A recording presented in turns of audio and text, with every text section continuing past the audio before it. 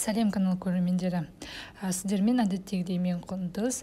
Осы видеода көріп отқан осындай жауап біздің оқырманға келген екен, яғни YouTube каналымда бір оқырманға келген, агенттіктен келген жауап.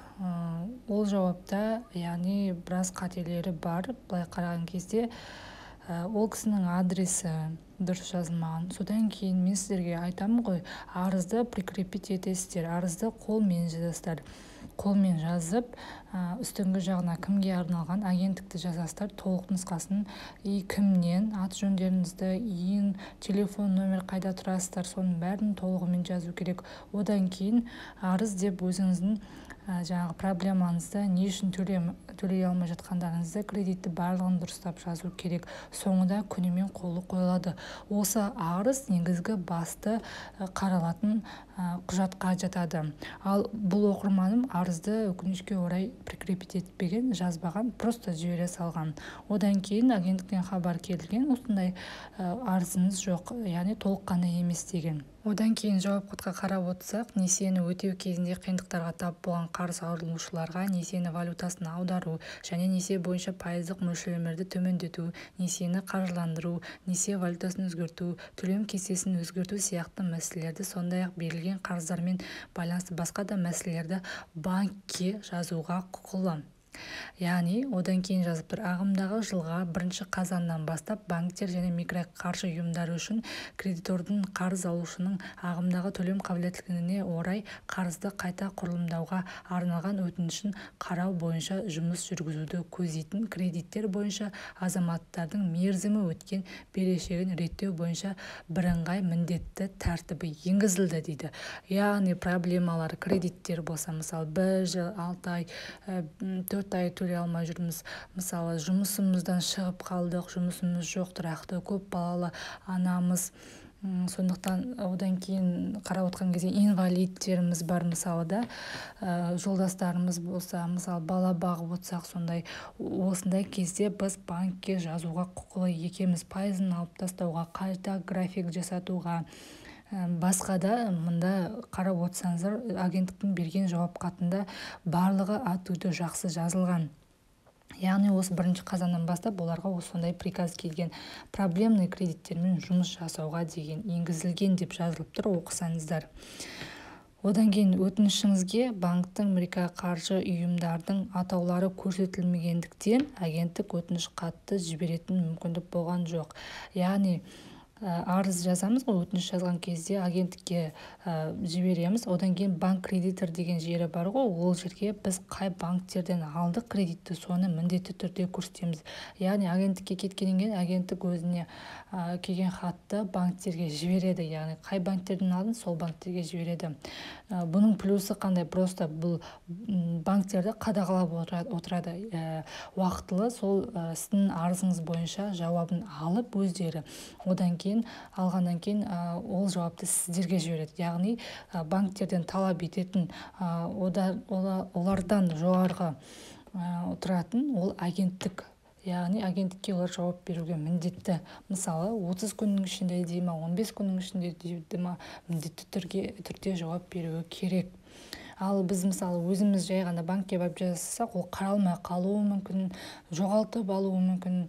Ондай жағдайларды болдырмас үшін бірінші біз қаржы нарығын реттеу және дамыту агенттігін көрсету керекпіз. Одан кейін барып банк кредитор деген жерге жаңағы мысалы Каспийден алдық, Каспийді көрсетеміз, басқа да мысалы Займер бар, Займерді көрсетеміз, 3-4 мысалы көрсетеміз да, сосын осы агенттікке жолдаймыз. Агенттік алады да осы арызды, бір ғана арызды біздің берген 4 жерге жібереді. Мысалы 4 жерді көрсетсек, 4 банкті көрсетсек, 4 банкке жібереді.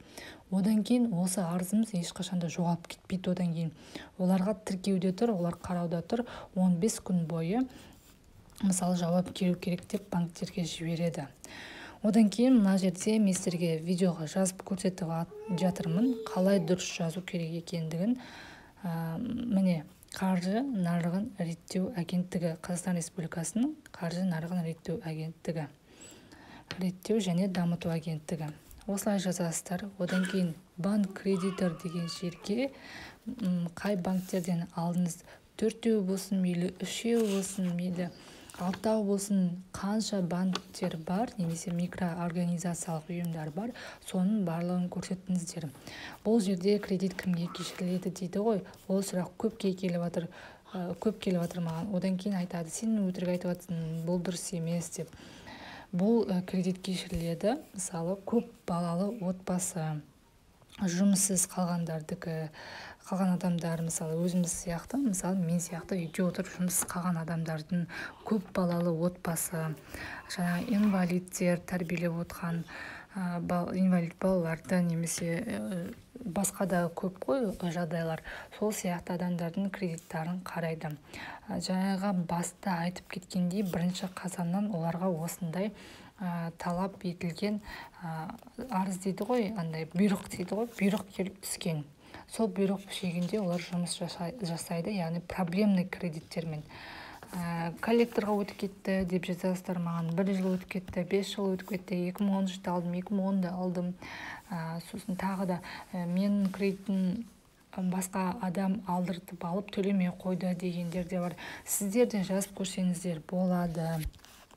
Одан соң фамилия, имя, жаңағы аты жөніңізді жазып болғаннан кейін банктерді көрсетесіз, қай банктен алғандарыңызды. Банк кредитор деген неге түсінбей жатады, кредитор деген кім деп.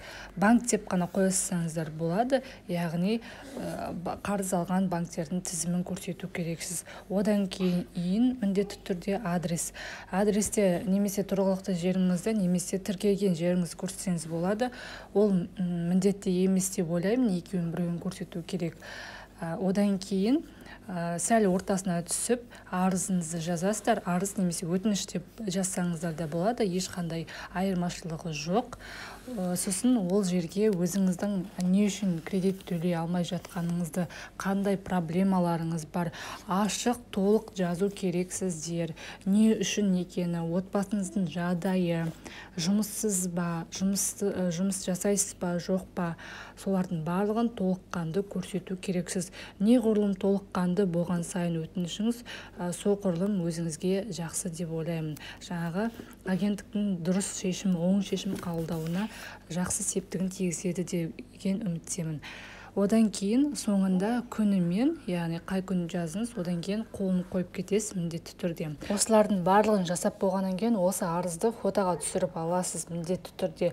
Фотоға түсіріп алғаннан кейін егов қосымшасына, мобилді қосымшасына осы жерде прикрепить деген жері бар. Үшінші, сол жерге осы арызыңызды прикрепить етесіз. Одан кейін қосымша документтеріңіз бар ма? Мысалы, жұмыссыз екеніңізді дәлелдейтін, одан кейін инвалидтер бар, тәрбиелеп отырған балалардың ата-анасы жазуы мүмкін. Солар документтеріңізді фотоға түсіріп, осы жерге прикрепить етесіздер. егов деген телефон арқылы кіру емес, жаңа Google-мен кіру емес, ол деген App Store арқылы егов мобайл деген қосымшаны жүктеп алып, солай жібересіздер. Бұлай Google-мен кіріп, еговқа жіберілмейді. Тек еговты телефонға жүктеп аласыздар, содан кейін осылай жібересіздер. егов ішіндегі сервис өтініш деп ағылшынша жазылып тұр басты бетінде, сол жерінде осындай арыздарыңызды жіберсеңіздер болады. Ол жерде заявление, содан кейін хабарлама, обращение дейді ғой, көп зат қаралады. Жалоба дейді, соттың шешімдеріне арыз тастауға болады, шағым тастауға болады.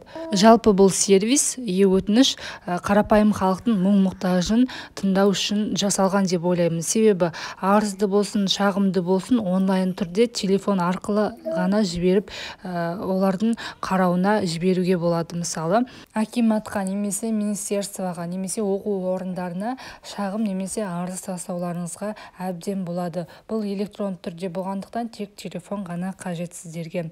Осылай арызымды жазып жатырмын, сондықтан видеоны жақсылап қарап алыңыздар. Мысалы түрде сіздер де осылай жазуларыңызға болады.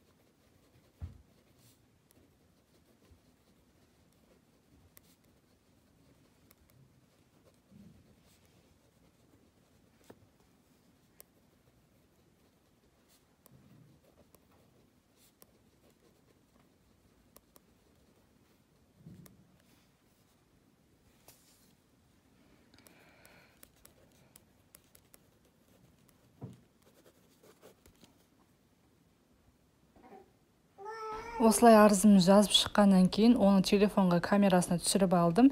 Одан кейін егов мобилді қосымшасы арқылы сіздерге қалай жіберетінімді көрсетейін дедім. Бірінші вход регистрация дегенді бастым. Ол жерде менде отпечаток пен қолдың таңбасымен кіреді.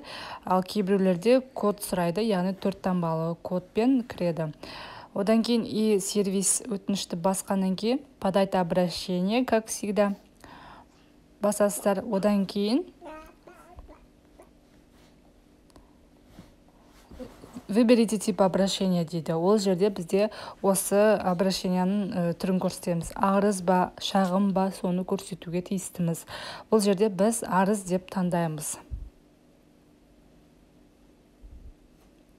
Одан кейін госорганды таңдаймыз. Госорган АРРФ деп шығады.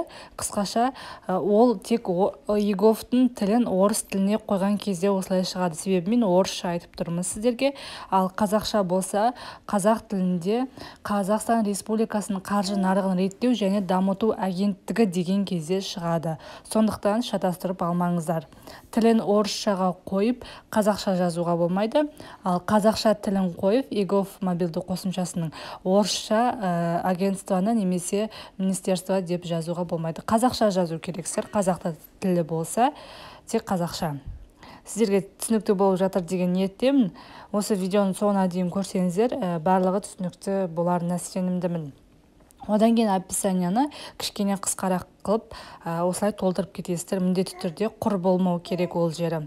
Одан кейін бұл жерде заявленияны біз прикрепить ететін болғаннан кейін описанияны қысқаша жаза кетеміз міндетті түрде.